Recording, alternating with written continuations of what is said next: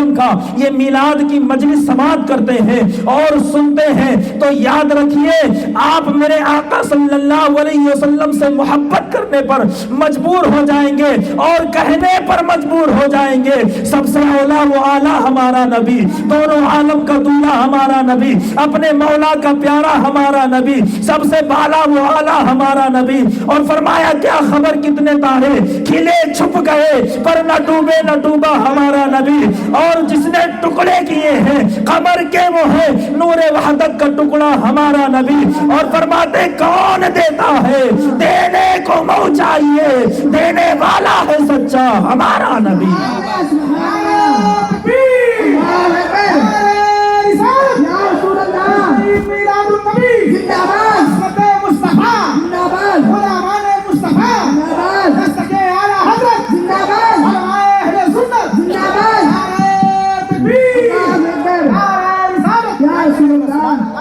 تو میں نے بھی بیان کیا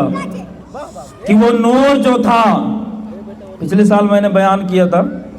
وہ نور حضرت آدم علی نبینا علیہ الصلوۃ والتسلیم کی پیشانی سے سفر کرتے ہوئے حضرت عبداللہ تک پہنچتا ہے۔ اس کی تفصیل کچھ ہی ہے، 3 مرتبہ درود پاک پڑھ لیں تو سنا دوں میں۔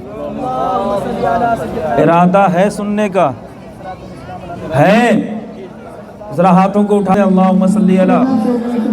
سیدنا شفیعنا حبیبنا قریب۔ وہ نور مصطفیٰ صلی اللہ علیہ وسلم حضرت آدم علی نبینا کی تفسیر یوں ہے کہ حضرت آدم علی نبینا علیہ الصلوۃ والتسلیم کے بیٹے شیس، اور شیس کے بیٹے یانس، اور یانس کے بیٹے قینان، اور قینان کے بیٹے ملائیل، اور ملائیل کے بیٹے یارد، اور یارد کے بیٹے ادریس، اور ادریس کے بیٹے متوشق، متوشق کے بیٹے نمک نام، اور نام کے بیٹے نوح، اور سام کے بیٹے زلحاد، اور زلحاد کے بیٹے شالک، اور شالک کے بیٹے عابر، عابر کے بیٹے تاتا، اور تاتا کے بیٹے راوا، اور راوا کے بیٹے سارو، اور سارو کے بیٹے ناہور، اور ناہور کے بیٹے تاروق، اور تاروق کے بیٹے ابراہیم خلیل اللہ، ابراہیم خلیل اللہ کے بیٹے اسماعیل ذبیح اللہ، اسماعیل ذبیح اللہ کے بیٹے حضرت قیدار، قیدار کے بیٹے عوام، عوام کے بیٹے حمل، اور حمل کے بیٹے ثابت، اور ثابت کے بیٹے سلیمان، اور سلیمان کے بیٹے الہیسا، الہیسا کے بیٹے الیسا، الیسا کے بیٹے عاد،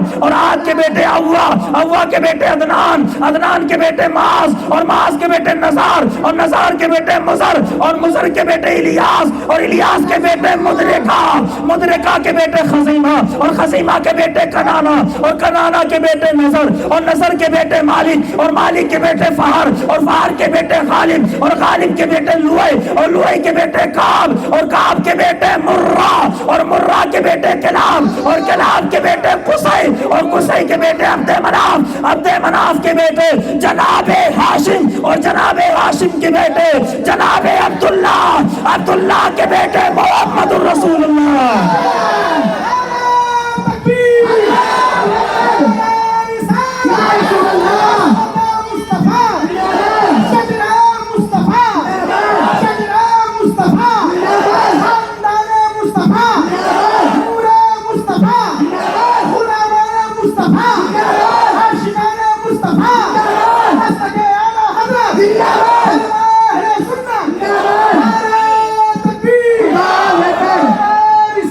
علیہ وسلم تو حضرت آمنہ خاتون رضی اللہ تعالی عنہ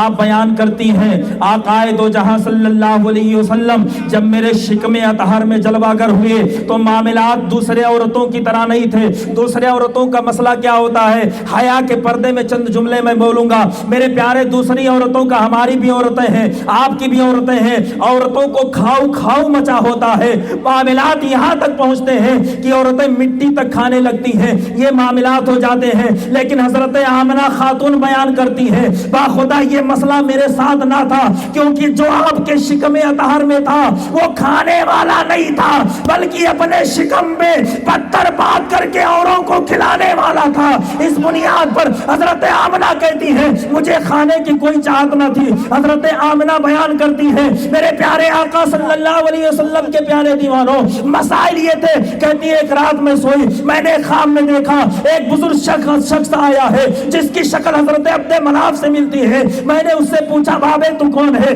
تو وہ بیان کرتے ہیں آمنہ مبارک ہو تو نبی آخر الزمان کی ماں بننے والی ہے. میں نے پوچھا وہ سب ٹھیک ہے، آپ بتائیں آپ کون ہیں؟ فرماتے میں ابراہیم خلیل اللہ ہوں. میرے مصطفیٰ کریم کے پیارے دیوانوں، حضرت آمنہ خاتون بیان کرتی ہے جب میرا لاڈلا میرے شکم اطہر میں آیا تو فرماتی ہے میرے شوہر کا انتقال ہو جاتا ہے. میرے آقا صلی اللہ علیہ وسلم جب 2 مہینے کے اپنی ماں کے پیٹ میں تھے، ذرا توجہ دیجئے گا، 2 مہینے کے تھے، اپنی ماں کے پیٹ میں ہے. آقا دو جہاں صلی اللہ علیہ وسلم کے والد محترم کا انتقال ہو جاتا ہے. اب میں آپ سے پوچھنا چاہتا ہوں، فرشتوں نے سوال کیا مولا تیرا محبوب رسول ہے، نبی آخر الزمان ہے، امام الانبیاء ہے، سید الکونین ہے، تمام لوگوں کے لاڈلے پیارے ہیں، تمام نبیوں کے سردار ہیں، تو نے ان کو در یتیم بنا دیا، تو نے ان کو یتیم بنا دیا. میرا رب ارشاد فرماتا ہے فرشتوں سن لو، میں باپ کا بھی احسان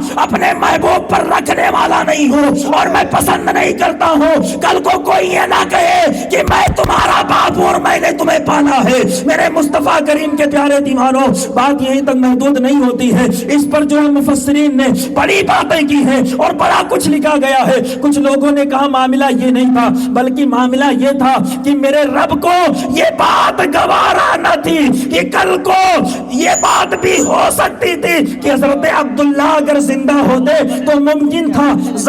وجہ بات ہے کہ ممکن تھا ہو سکتا ہے کوئی اور بچہ بھی پیدا ہوتا اور کل کے دن وہ آقا دو جہاں صلی اللہ علیہ وسلم کو اپنا بڑا بھیا کہہ کر کے پکارتا. میرے اللہ کو یہ بات منظور نہ تھی، میرے رب کو یہ بات پسند نہ تھی کہ کل کو کوئی دوبارہ سے اسی شکم اطہر میں اسی پیٹ میں جائے، میرے مصطفیٰ کی جگہ لے اور جب دنیا میں آئے تو میرے مصطفیٰ سے زبان درازی کرتا ہوا کہتا نظر آئے کہ جس ماں کے آپ بیٹے ہیں اسی ماں کا میں بیٹا ہوں. تو میرے رب کو یہ بات منظور نہ تھی، اس لیے اپنے محبوب کو یتیم اور در یتیم فرما کر کے فرمایا محبوب باپ سے زیادہ تجھ سے محبت کریں گے، ساری شفقتیں تجھے دیں گے، لیکن تجھے کوئی بڑا بھیا کہے اس بات کو ہم پسند نہیں کریں گے،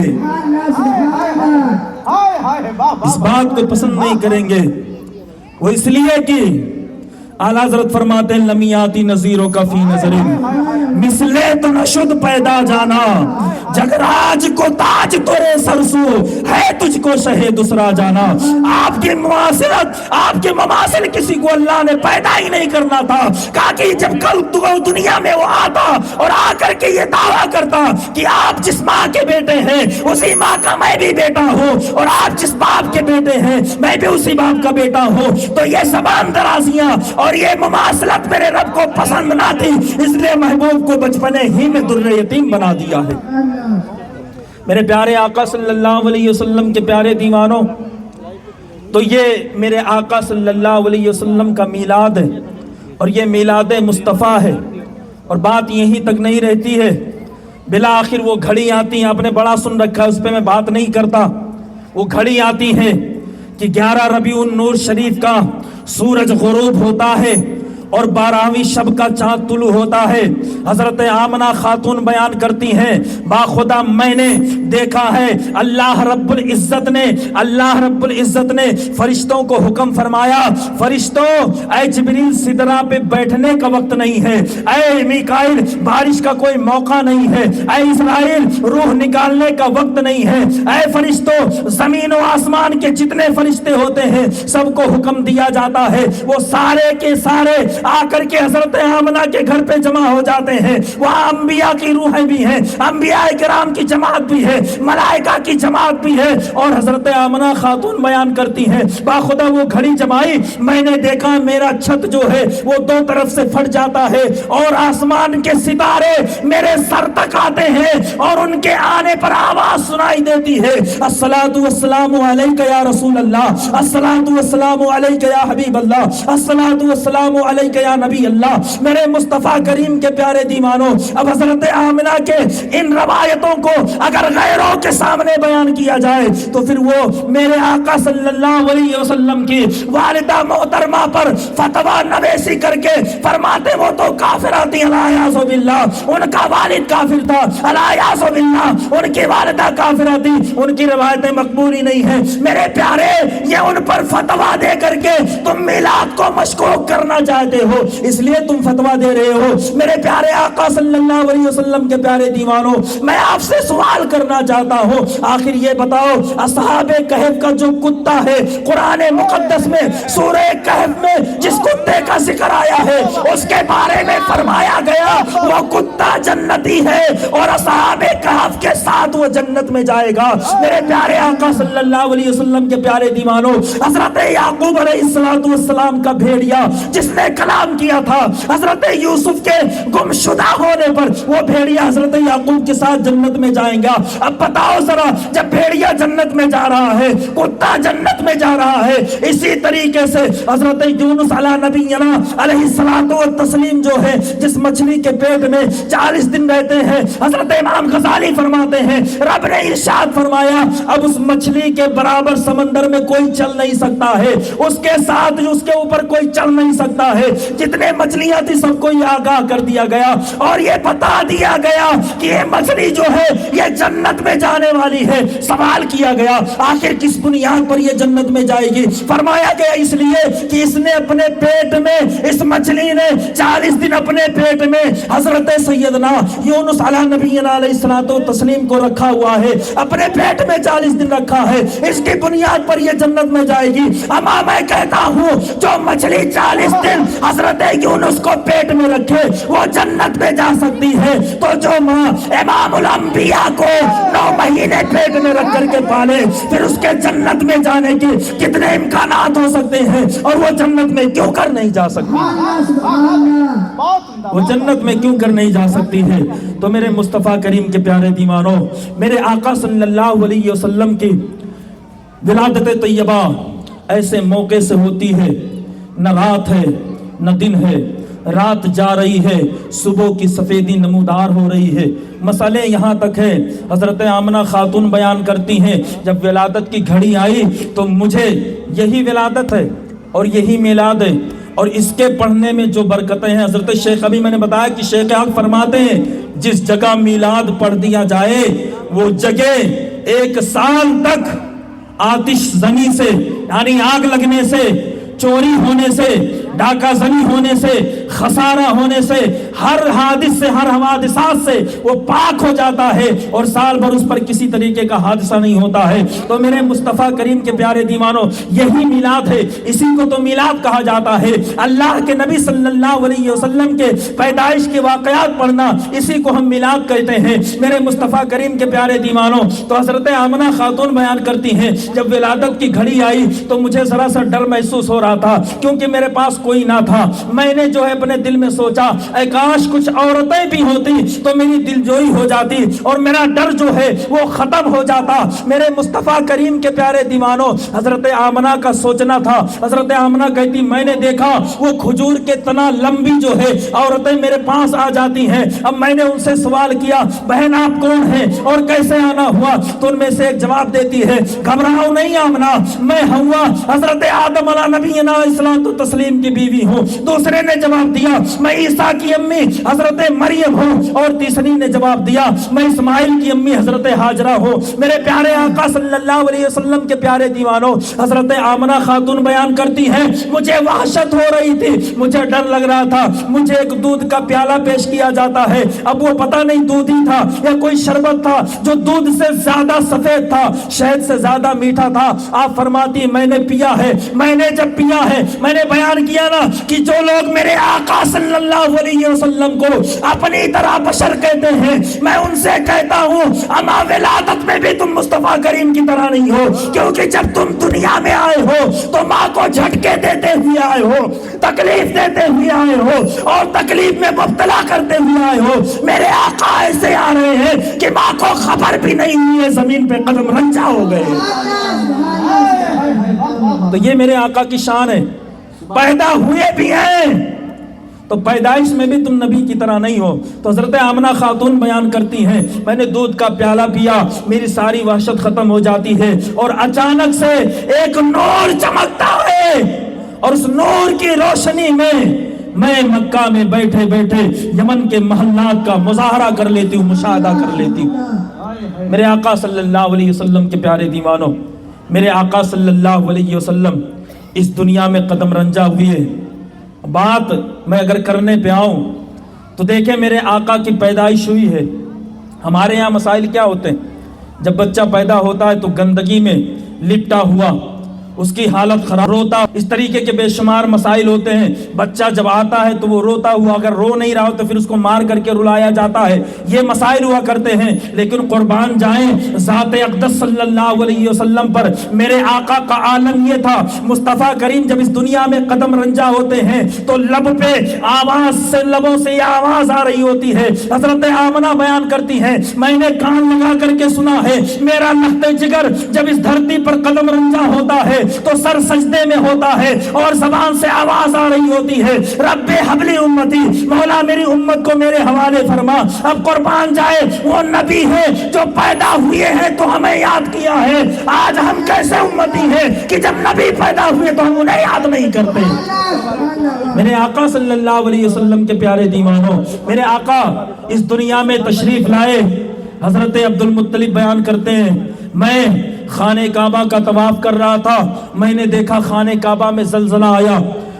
آیا، جتنے بت خانہ کعبہ میں نصب تھے وہ سارے کے سارے زمین بوس ہو جاتے ہیں۔ حضرت عبد المطلب جو ہے تعجب میں پڑ جاتے ہیں، حیرت میں پڑ جاتے ہیں، پریشان ہو جاتے ہیں۔ بالآخر یہ معمہ کیا ہے کہ آج یہ خانہ کعبہ جو ہے ادھر ادھر لٹک رہا ہے، غربت کا زمانہ ہے، اگر گر گیا تو تعمیر کیسے ہوگی؟ کہتے ہیں اسی کشمکش میں تھے، ایک لونڈی نے آ کر کے خوشخبری سنائی عبد المطلب مبارک ہو، تمہارے گھر پہ پوتا پیدا ہوا ہے۔ حضرت عبد المطلب بیان کرتے ہیں باخدا میں خوشی خوشی جو ہے اپنے گھر پہنچتا ہوں اور اپنے پیارے پوتے محمد عربی صلی اللہ علیہ وسلم کو اٹھا کر کے اپنے گود میں لے کر کے میں چومتا ہوں اور چومنے کے بعد پھر خانہ کعبہ کے قریب لاتا ہوں، سوچا لاؤ طواف کر لیتے ہیں۔ تو آقا دو جہاں صلی اللہ علیہ وسلم کو اپنی گود میں لیا ہے۔ میرے پیارے آقا صلی اللہ علیہ وسلم کے پیارے دیوانوں، اب حضرت عبد المطلب طواف فرما رہے ہیں، کہتے ہیں میں چکر لگا رہا تھا،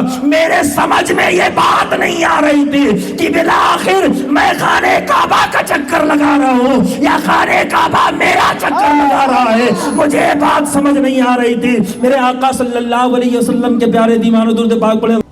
ابو یہودی جتنی سابق کتابیں تھیں،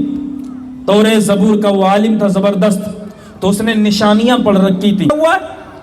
آج تمہارے یہاں بچہ پیدا ہوا ہے،